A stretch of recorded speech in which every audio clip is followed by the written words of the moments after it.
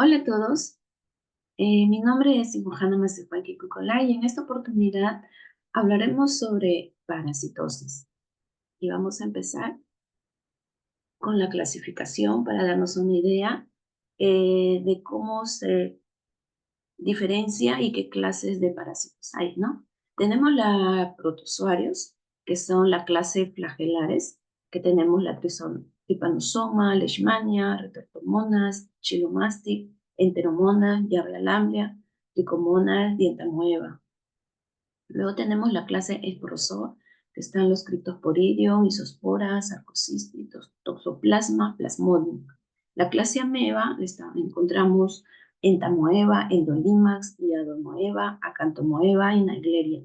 Y en la clase Ciclospora tenemos el Balantidium coli.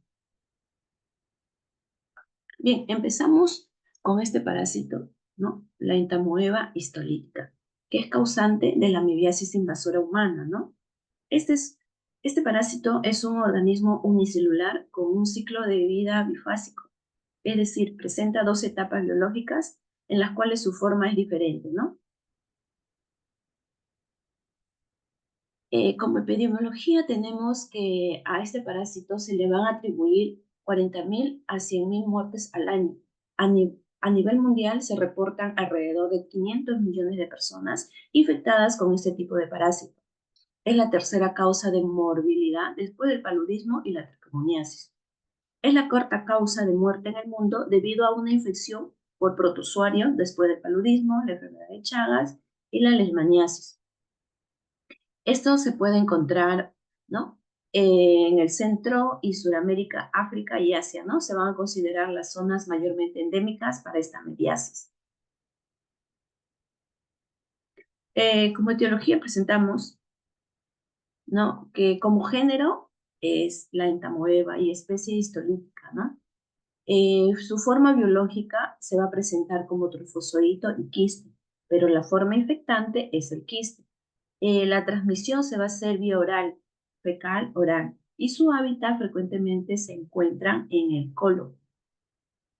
Aquí observamos que, ¿no? sus formas o etapas biológicas diferentes, y una de ellas es el trofozoito, comúnmente llamado amiba, que habita, se nutre y multiplica dentro del intestino del hospedero humano y es capaz de destruir, ¿no? cualquier tipo de célula y casi cualquier tejido.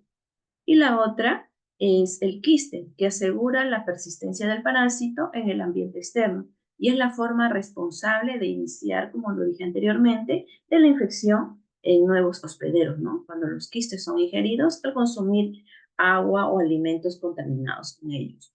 Aquí tenemos que el trofozoito va a tener una medida de 20 a 40 micromicras, presenta un núcleo, tiene una locomoción por emisión de pseudópodos, hay eritrofagocitosis, ¿no?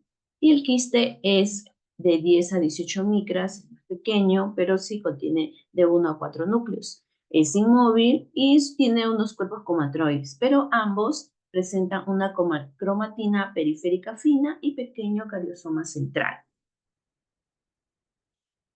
Su patogenia observamos en la imagen, ¿no?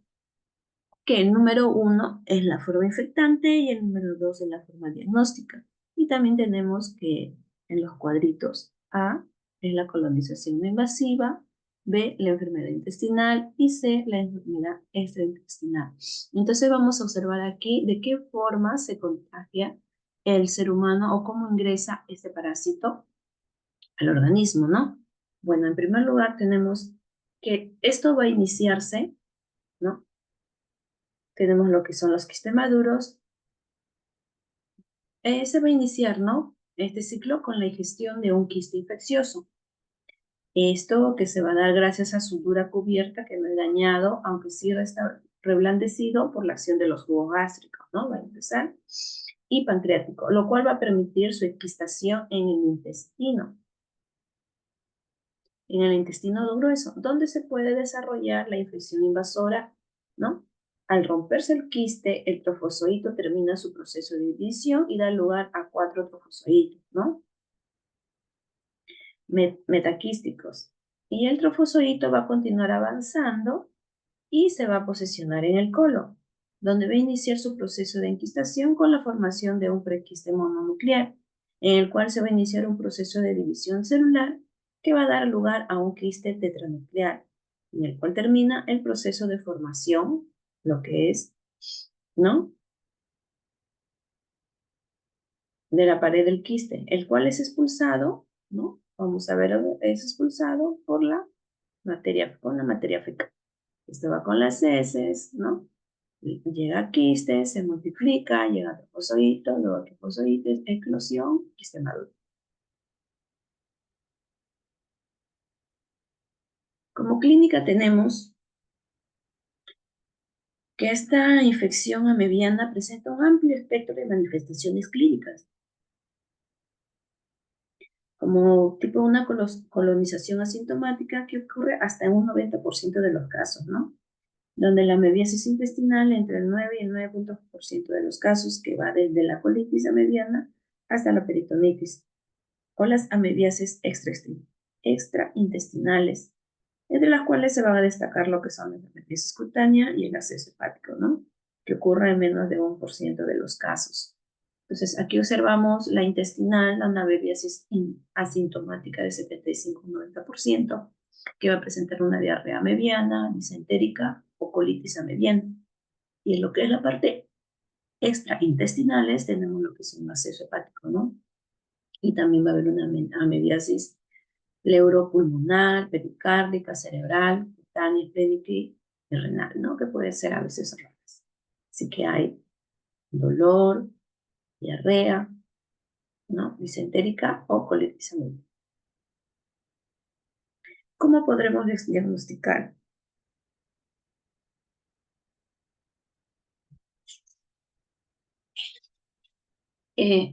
Se puede diagnosticar este tipo de parásito solicitando un coproparasitológico seriado y fresco, detección del coproantígeno, ¿no?, detección del antígeno de suero, una proteína C reactiva, una serología y también una biopsia que puede ayudar al diagnóstico. Aquí observamos unos tejidos de la como anatomía patológica, ¿no?, que vamos a encontrar, por ejemplo, en esta imagen a la izquierda, que hay una úlcera en cuello de botella. Y también se va a presentar una úlcera en el botón de camisa, ¿no?, una forma. También tenemos un estudio histológico del vaso, ¿no?, que hay una microfotografía con una coloración de metoxilina y eosina, en la que observan las amebas en el estroma del tejido conectivo. Luego tenemos otra microfotografía con coloración de ácido Schiff, o conocido como PAS, en la que se observan las amebas fagocitando eritrocitos.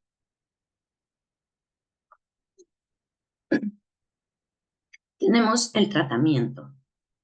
Si tenemos un paciente asintomático, lo que se le va a dar es el iodoquinol o furoato de diloxamida. El sintomático se le puede dar metronidazol cuando son adultos de 575 miligramos vía oral cada 8 horas por 7 a 10 días. Y cuando son niños, de 35 a 50 kilogramos por día, vía oral cada 8 horas por 7 a 10 días. Ahora tenemos el Enterobio vermicularis. Este Enterobio vermicularis, este parásito, es un nematodo intestinal perteneciente al grupo de los helmintos.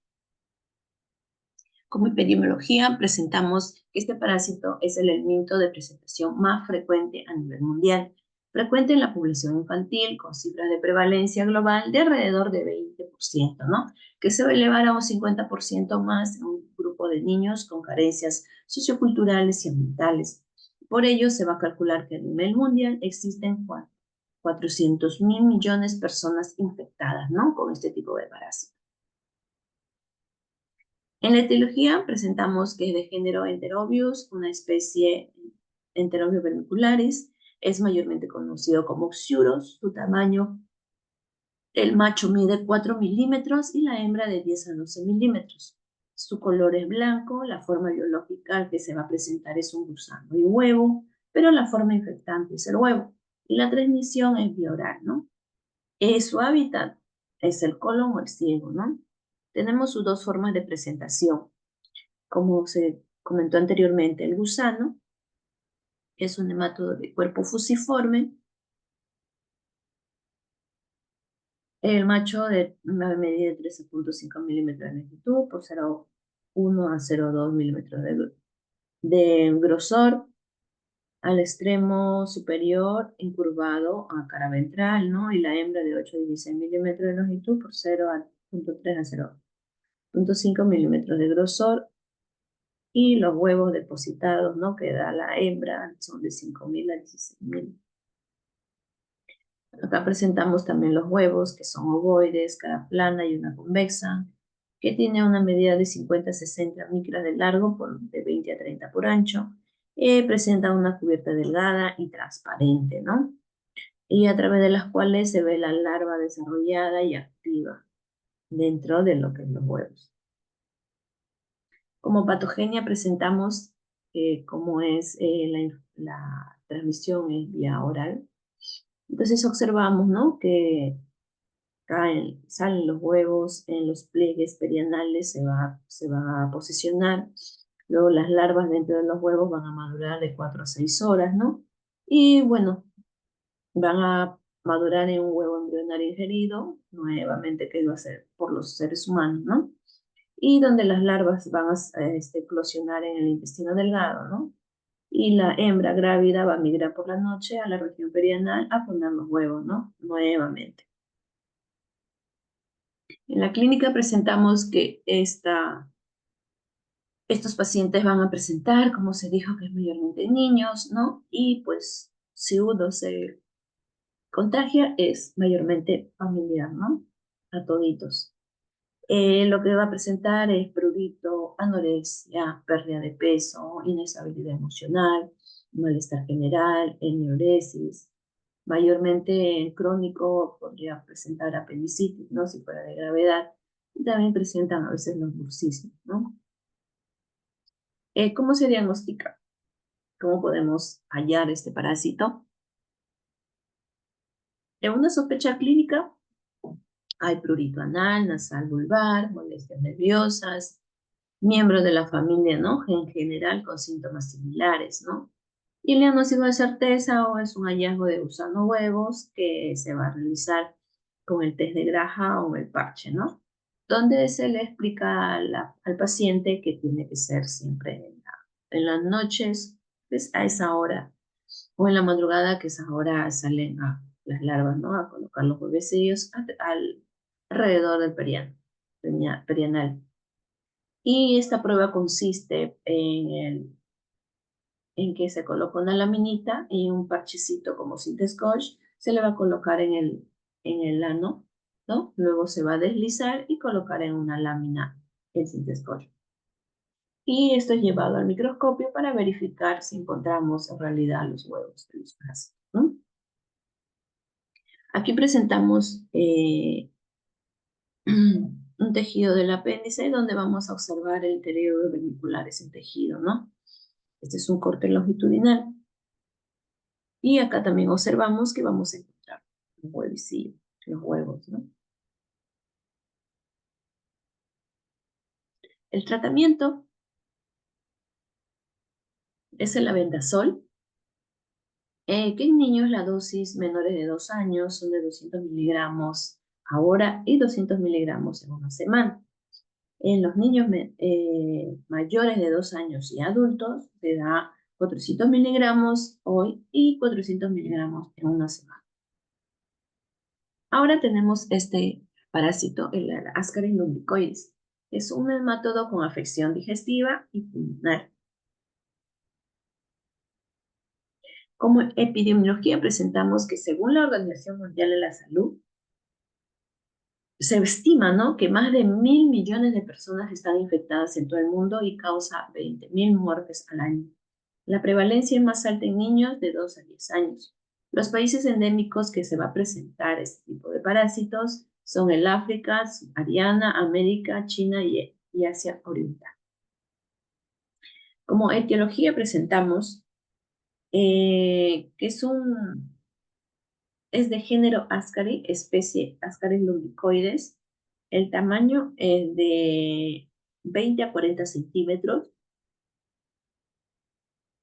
se observa, ¿no? Que no es un blanco, sino un blanco medio rosa.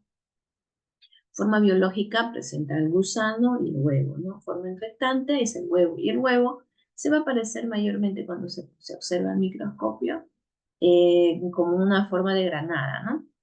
En la transmisión es bioral, donde la encontramos su hábitat frecuentemente es en el intestino delgado, con más especificidad en el yeyuno, y es el primer helminto frecuente, ¿no? Y es el líder de realizar el ciclo de los.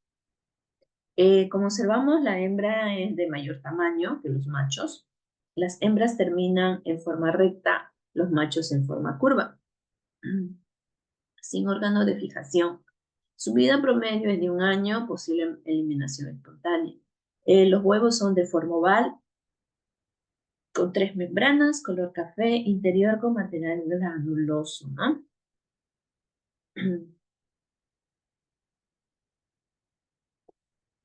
En la patogenia podemos observar que que la infección se va a adquirir por la ingesta de huevos invasivos y para que se produzca el desarrollo de una larva invasiva en un ciclo vital normal. El huevo de las Ascaris lumbricoides tiene que permanecer en el suelo con una humedad y temperatura adecuada, ¿no? Por lo que el proceso de maduración de los huevos en el suelo dura más o menos 3 semanas. En el intestino delgado, la larva es liberada desde el huevo, ¿no? La que vamos a denominar la larva radicuiforme. Y esta larva va a penetrar la pared del tracto digestivo, introduciéndose en la circulación portal, donde va a atravesar el hígado, ¿no? Donde inicialmente va a madurar, y las cavidades derechas del corazón y migra hacia los pulmones, desde los capilares de los alveolos pulmonares, pasa a la luz, donde pasa a la fase de muda 2 veces en un periodo de 10 a 14 días. A continuación, desde los alveolos va a migrar por vía bronquial a la laringe y a la faringe, donde es deglutida alcanzando de nuevo el intestino delgado, ¿no? Allí va a alcanzar la madurez y vive de 1 a 2 años. A los 2 a 3 meses de la infestación, la hembra va a empezar a poner sus huevos, por lo menos 200.000 huevos al día, que son expulsados mayormente, como observamos, por las heces.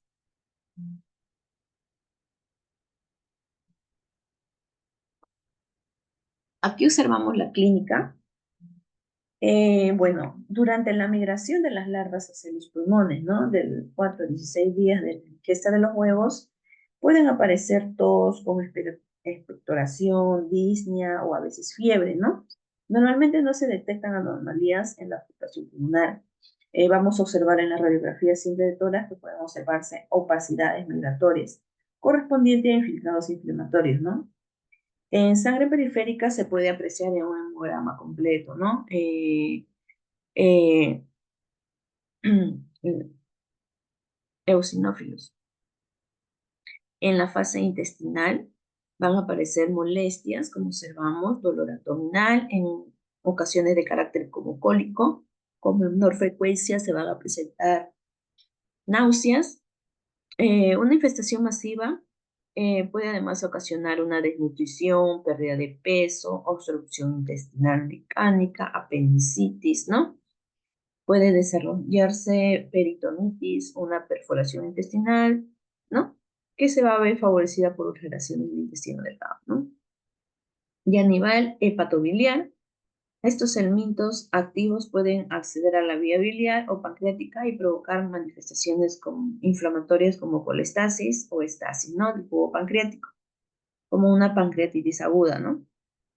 O también se puede haber una formación de un absceso hepático en lugar que se va a quedar alojado en la vía biliar, ¿no? Un parásito. Como diagnóstico tenemos que, bueno, se solicita un examen parasitológico seriado, ¿no? Para que observen al microscopio, ¿no? Fácil de realizar por la eliminación abundante de los huevos, se va a observar, ¿no? El parásito y también se nos podría ayudar una radiografía de pulmones y abdomen, una ecografía abdominal y de vías biliares. Bueno, al hemograma completo se va a observar la eosinofilia, ¿no? Y en el esputo vamos a buscar las larvas, igual que en un examen de heces parasitológico o coproparasitológico, ¿no? Aquí tenemos las imágenes de anatomía patológica, que son efectos patológicos producidos por las larvas y los huevos de Ascaris. En la imagen superior tenemos en el pulmón que se encuentran las larvas, ¿no? Ahí observamos con la flechita que vamos a observar las larvas que se encuentran en el pulmón. Y también en la parte inferior tenemos que se va a observar los huevos, ¿no? Aquí tenemos otra imagen a gran aumento, se puede apreciar la doble capa irregulares, ¿no? Con mamelones poco visibles, ¿no? Externamente con restos granulares en su interior, ¿no? Que es una estructura, un huevo embrionado, ¿no? De Ascaris, huevo infértil o embrionado. El tratamiento es el albendazol, que son 400 miligramos, una sola dosis. Si hay obstrucción, se le puede brindar las sales de piperacina y si hay un síndrome de Liofler, corticoides, ¿no?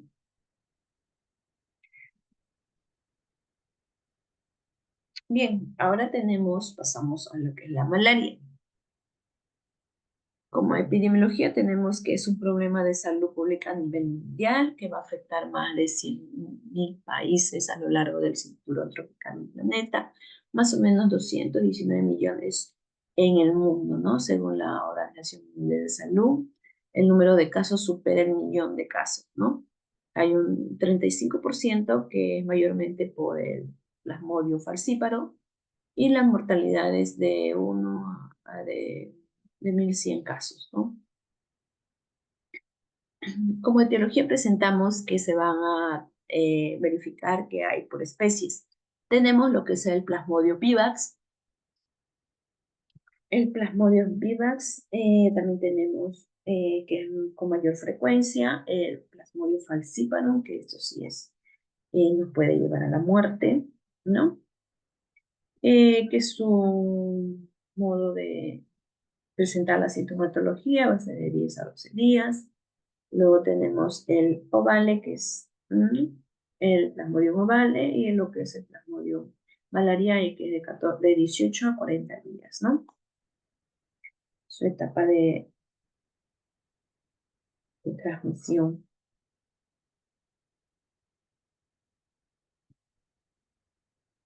Luego tenemos que se va a presentar su fórmula biológica, que son varias, como ya vimos.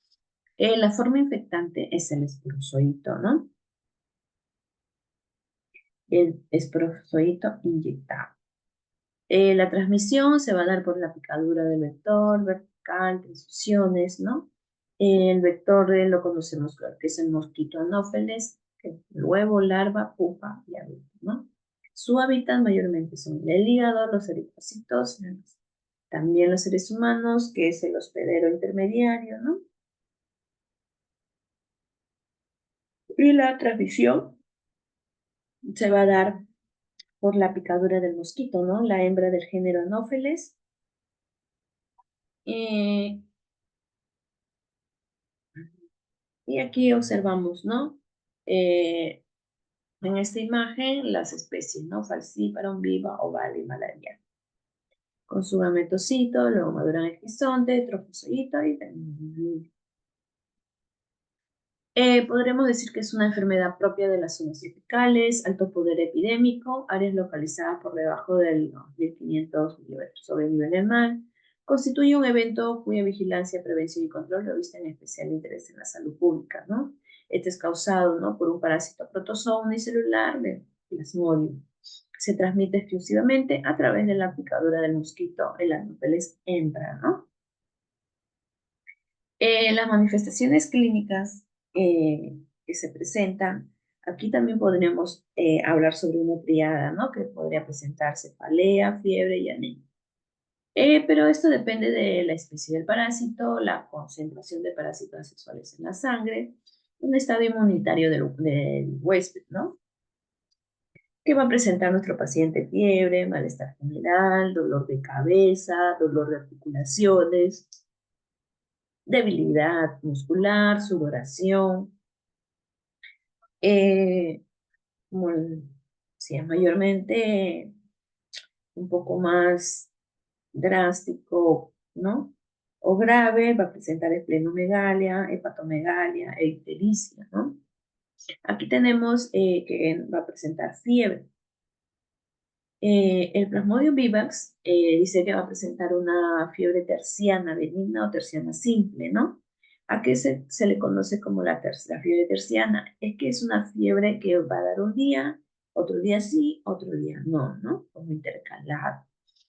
El Plasmodium malariae es la fiebre cuartana, ¿no? Se le dice que pues un intervalo, por ejemplo, que te dé hoy fiebre y a las 72 horas nuevamente te va a repetir la fiebre. El plasmodium falciparum, la terciana maligna o subterciana, ¿no? Como diagnóstico tenemos la gota gruesa, ¿no?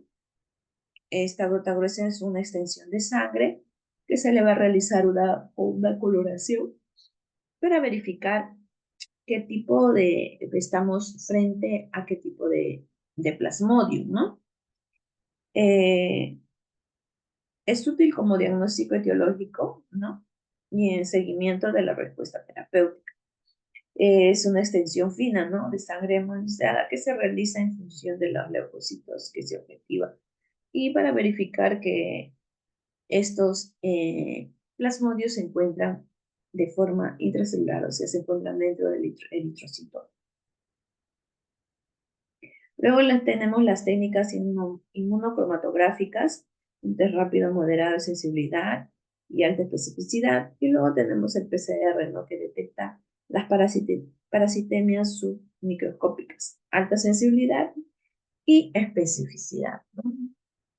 Como tratamiento tenemos, según el MINSA, si es malaria por Plasmodium vivax, se le va a dar cloroquina por 3 días más primaquina por 7 días. Si es por Plasmodium malariae, cloroquina más primaquina. Si es malaria por falciparum, en Costa Norte tenemos la primera línea, segunda línea y tercera línea, ¿no? Que se le va a dar la sulfadoxina más la piremetamina por un día. En la segunda línea, la mefloquina o artesunato. Y en la tercera línea, la quinina más clindamicina más primaquina. En lo que es la Amazonía, hay dos niveles. La primera línea, la mefloquina más artesunato. En la segunda línea, la quinina más clindamicina y la primaquina. Donde la primaquina va a actuar sobre el esquizonte tisular, inozoito y el gametocito. Pero la cloroquina va a actuar sobre el esquizonte sanguíneo. No se debe dar, ¿no? La primaquina en gestantes ni en pacientes menores de 1 año, ya que durante el embarazo solo la cloroquina y en el posparto completar, ¿no? Con la primaquina. Como profilaxis, debemos no evitar la infección, pero previene la aparición de formas graves, ¿no? Se debe dar antes, durante y después. Esto indica en gestantes, niños menores de 5 años, personal de salud, turistas nacionales y o extranjeros, otros que las demanden cuando se desplazan hacia zonas de alta endemicidad, ¿no? O epidemia. Como un esquema de profilaxis podemos presentar la cloroquina, 2 tabletas de 300 miligramos cada semana, empezar una semana antes de viajar. La mefloquina, una tableta de 200 miligramos cada semana, empezar de 1 a 2 semanas antes de viajar. La doxiciclina, una tableta. Cualquiera se debe dar hasta 4 semanas después de abandonar la zona malárica, ¿no? Bien, como pronóstico, en amebiasis, que es la entamoeba lítica, con un tratamiento adecuado la mayoría de las personas se van a recuperar completamente, pero sin tratamiento pueden causar complicaciones graves como abscesos hepáticos. En los esmintos, como los ácaris lumbricoides, con tratamiento antiparasitario, el pronóstico es bueno, pero en infecciones severas pueden ocurrir complicaciones como la obstrucción intestinal, ¿no? Y en la malaria, Plasmodium, si se trata a tiempo y con los medicamentos adecuados, el pronóstico es generalmente bueno, pero sin tratamiento puede ser fatal, ¿no? Especialmente en las infecciones por Plasmodium falciparum que nos lleva a la muerte, ¿no?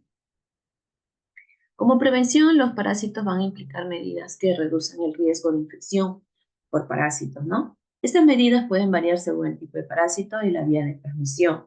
Debe tener en cuenta, ¿no? El lavado de manos, lavarse las manos con agua y jabón antes de comer, después de usar el baño y después de tocar animales, ¿no?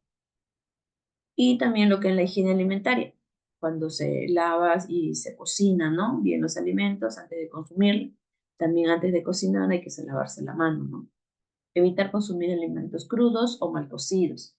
Verificar, bueno, mantener lo que es el agua potable, no beber agua que haya sido filtrada o hervir la agua o tratada químicamente para eliminar lo que son los parásitos.